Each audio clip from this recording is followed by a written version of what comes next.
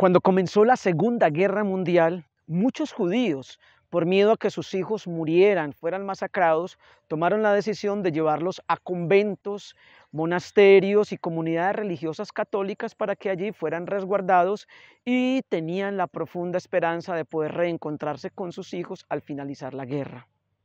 Tristemente, la mayoría de padres de estos niños murieron en la guerra y no pudieron reencontrarse con sus hijos.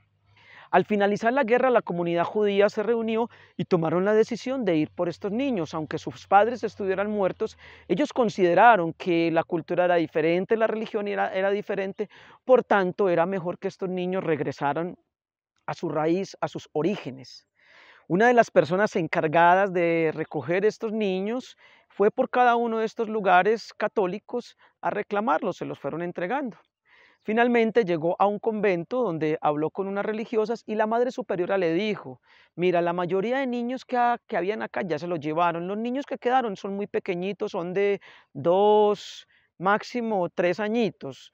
La verdad es que muy difícilmente esos niños van a saber decirte si son judíos o no, porque aquí recibimos muchos niños. Pero esta mujer le dijo: no importa, yo sé que ustedes recibieron niños de todas las religiones, de muchos lugares, pero yo tengo una fórmula a través de la cual me entero si son judíos o no. Yo sé cuál es la fórmula. Dígame a qué hora se duermen los niños, a qué hora se acuestan. La hermana le dijo: ellos se acuestan a las 7 de la noche, ella llegó muy temprano, llegó desde las 6:30 y cuenta que ingresó a un pabellón muy grande donde habían más de 40 camas y esta mujer empezó a cantar en hebreo, en su idioma original, el famoso Shema, Deuteronomio 6:4. Empezó a cantar con una voz hermosa: escucha, Israel, amarás al Señor tu Dios con toda tu mente, con todo tu corazón y con todas tus fuerzas. Cuando esta mujer empezó a cantar, niños de 1 año inmediatamente se sentaron y dijeron: papá, papá, papá, papá. Esto fue impresionante. La religiosa se quedó impresionada y le preguntó: ¿y por qué? ¿Cómo? ¿Por qué ellos inmediatamente, niños hasta menos de 1 año, se sentaron y llamaron al papá? Y le explicó la mujer judía a la religiosa, que es que cuando los judíos se enteran de que su esposa está en embarazo, desde el primer momento le imponen manos en el vientre al niño, al bebé, y le dicen: escucha, Israel, amarás al Señor tu Dios. Le dicen el nombre que piensan pues determinar para el niño. Le dicen: escucha, amarás al Señor tu Dios con toda tu mente, con todo tu corazón y con todas tus fuerzas. Esto indica que estos niños, desde que están en el estado intrauterino, escuchan este mensaje y escuchan estas palabras, escuchan el Shema, esa palabra hermosa y ese mensaje profundo. Y quiero que meditemos un poquito aparte sobre este texto bíblico. Escucha, Israel, amarás al Señor tu Dios con toda tu mente. La pregunta es si estamos amando a Dios con toda la mente. Si pensamos constantemente en Dios, si le gastamos bastante materia gris, como diría coloquialmente alguien, lo que tenemos entre ceja y ceja, si es a Jesús de Nazaret, o qué es aquello en lo que más pensamos, en qué gastamos nuestros pensamientos diarios, en qué invertimos nuestra mente. Amarás al Señor tu Dios con todo tu corazón. La pregunta: si amamos a Dios por encima de todas las cosas. Dios es el amor más grande que tenemos en nuestra vida. Lo amamos por encima de todo. O este corazón está dividido y tenemos pequeños diosesillos, tenemos pequeños ídolos. Y con todas las fuerzas, si invertimos todo el potencial, las fuerzas y todo nuestro ser para agradar a Dios y serle fiel a Dios desde la vocación y el perfil de vida de cada uno.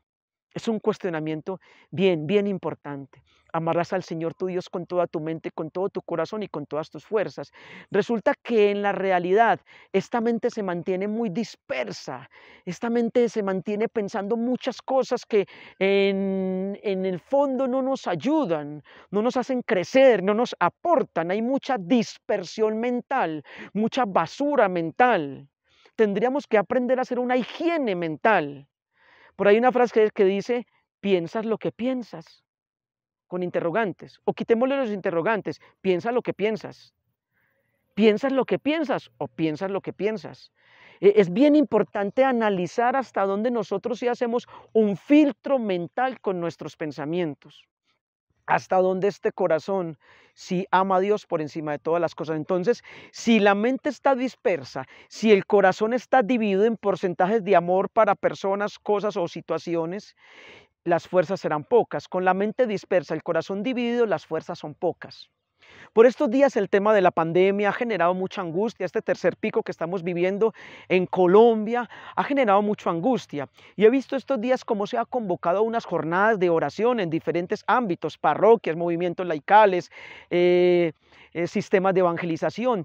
Todo esto es muy importante y muy valioso, y la oración nunca se pierde y tiene un valor inconmensurable siempre. Yo soy un defensor acérrimo de la oración, de la intimidad con Dios, del diálogo con Él. Nunca, nunca se pierde la oración. Pero no solamente nos podemos quedar en ese punto. Analizando bien lo que estamos viviendo, hay angustia, hay temor por el tema desbordado de contagios, por el tema de las unidades de cuidados intensivos que van colapsando, por el tema de la cantidad de fallecimientos que siguen en aumento. Pero frente a eso yo quisiera decir algo. Tenemos que unirnos a orar, sí es verdad, no podemos dejar esa parte, es el primer punto. Pero también hay que trabajar la conversión, porque podemos caer como en tres niveles de situaciones o de personas. Podemos caer en el caso de que estamos orándole a Dios para que calme la pandemia, pero nosotros seguimos en pecado, pero seguimos con conductas, comportamientos, actitudes que no son adecuadas. Entonces solamente pedirle a Dios que calme un problema, que mengue algo, pero nosotros no cambiamos en nuestro corazón. Entonces, hay que tener primero eso. Oro sí, pero la oración tiene que ser acompañada de la conversión. Esto es bien importante, no solo pedirle a Dios que solucione el problema de la pandemia y nosotros no cambiamos. ¿Qué dijo Jesús? Busca primero el reino de Dios y su justicia y lo demás se dará por añadidura. Entonces, oración con conversión. O puedo caer en un segundo tipo de personas en el cual oramos a Dios para que se calme la pandemia y por la angustia de estos días y el temor, pues dejamos el pecado y nos convertimos. Pero cuando todo vuelve a la normalidad, cuando todo se calma, otra vez empezamos a coquetear con el pecado y otra vez nos manejamos mal.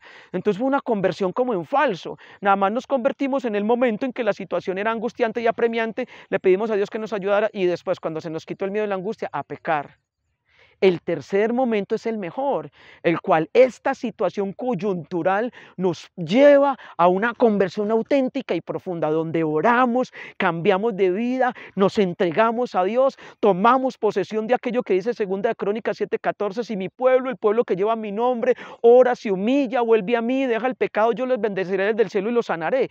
Ahí es lo más importante, que la oración y que se está haciendo en estos momentos, las jornadas de oración, nos lleve a una conversión profunda y le podamos ofrecer a Dios nuestro corazón como a sacrificio agradable y ofrecernos como víctima nuestra conversión. Señor, te la ofrecemos porque esta pandemia mengue, se acabe, para que llegue el fin de ella, Señor, y para eso te ofrecemos la conversión.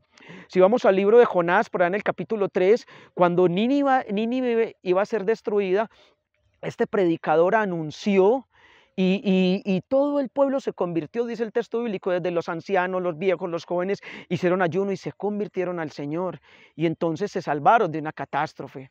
La pandemia no es un castigo de Dios, pero sí es una consecuencia de la ausencia de Dios en nuestros corazones.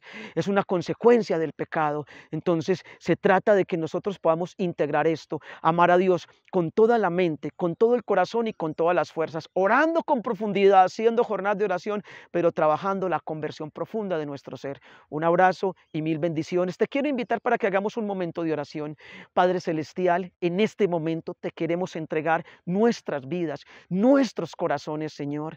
Ayúdanos para que verdad te amemos con mente, corazón y fuerzas, con todo nuestro ser. Danos esa capacidad, Señor. Hoy no te queremos pedir únicamente porque mengue la pandemia, porque la pandemia pare, desaparezca, se erradique de la faz de la tierra. Hoy te queremos pedir por la peor pandemia que ha existido desde el principio de los tiempos, que se llama pecado. Esa siempre ha existido y esa es la que más daño y mal le ha hecho a la humanidad.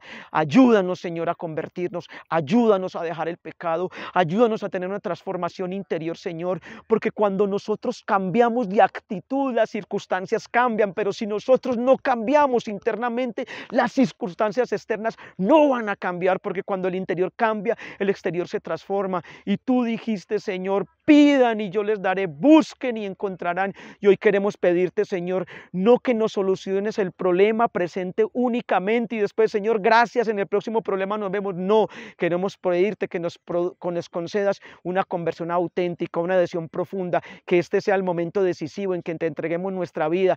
Curemos, Señor, nuestro corazón de la pandemia del pecado, la peor de todas, y también nos conceda lo otro, Señor, que es que esta pandemia no haga más daño a la salud del género humano. Esto te lo pido, Padre, en esta tarde. Esto te lo pido en este momento, Padre de los cielos, por medio de tu Hijo amado Jesucristo, con el poder del Espíritu Santo y la intercesión de María Santísima. Amén.